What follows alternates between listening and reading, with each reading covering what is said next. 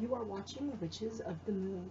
Today is Sunday, November 2nd, and we are discussing Black Magic this week. Cue the sinister music. Bum, bum, bum. Today you are getting a view of my little mini ancestor altar that I have set up for El Dia de los Muertos. You'll have to forgive me because I'm not well and I'm not looking so great, so bear with me. First, I'd like to introduce you to some of my ancestors. This is my lovely mother-in-law, Maria. This is my husband's other grandmother, Erdis. This is his aunt, Artia Fai. This is a dear friend of mine whom I named my eldest daughter her middle name after. This is Kathy. And this is my grandma, Orion Lorraine Brodhegweiner. And I will bring her up close so you can get a good look at her. She was much my inspiration. Over here we have my grandfather. Right here, this is the only picture of him without a mustache, survivor of Pearl Harbor.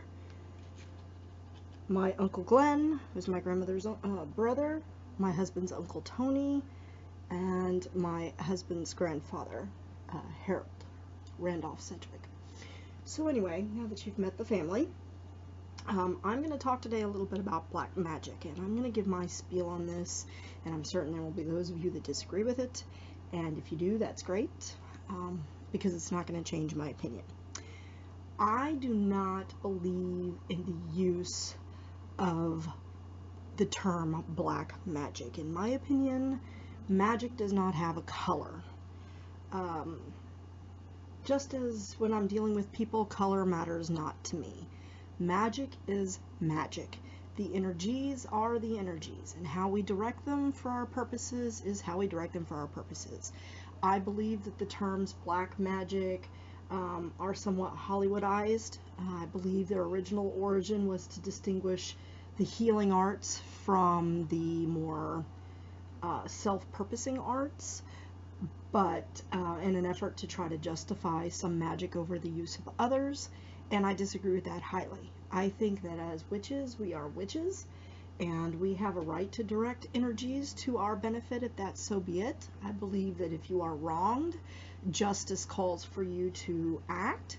Now, that being said, I don't throw things like curses and hexes around very lightly. That is something that I do with great forethought, planning, and care, because I do believe that it does need to be justified, truly justified, and I think that the level of the curse needs to be equal to the level of the wrong that's been done to you. So for example, if somebody accidentally runs into you on the street, you're not going to hex them to a horrible life or hideous death because they bumped into you on the street. That would just be completely unjustified and unpurposeful. However, that being said, I also want to make the statement that I think Hollywood has done a great injustice to the quote-unquote dark arts. I think that the results of casting that kind of work has been greatly dramatized and dramatized by Hollywood, and that it has casted in a very negative light. And that's not to say that the energies directed can't be of a negative nature. Again, if you're casting a hex or a curse, obviously that's more of a negative energy that you're directing someone's way. However, I don't think that it's to the level that Hollywood likes people to think. As I strongly believe in practical magic, this isn't practical magic or charmed. You know, this is reality, and you do have to be careful when directing negative energies. As I said, I do believe in a sense of justice, and I think that the Lord and Lady judge us as to whether or not our actions are justified. And, you know, if they're not, then you'll be seeing some repercussions from that, but that's not anything to do with the threefold law or anything like that. At least not in my opinion. Now, one thing that I will state as far as what are considered the dark arts or black magic. Well, a lot of people consider hexing and cursing forms of black magic, thought or mind control through telepathy as, sort of like the Obi-Wan Kenobi you did not see us here, kind of mind control, or implanting thoughts in other people's heads, interfering with people's dreams. Some people consider a lot of puppet work or graveyard dirt work dark magic, and I do not consider that. I think that those kinds of things can be used for multiple purposes, both good and bad. For example, graveyard dirt I do not see as a negative thing in my practice, because if I'm casting a protection spell, I may use the dirt from someone who served in life as maybe a soldier or a police officer, someone who protects, a lifeguard. If I'm casting a spell for knowledge, it may be that I will use the grave dirt of someone who was once a teacher. So I don't necessarily see that as a negative thing. I think it's all in how it's used.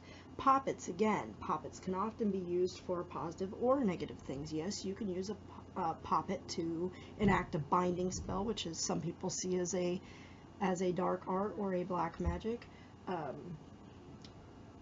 You know, you can use it to curse or hex, but you can also use it for protection magic. So to me, there is not really a delineation in the magic such as black magic and white magic. I do not see magic in color.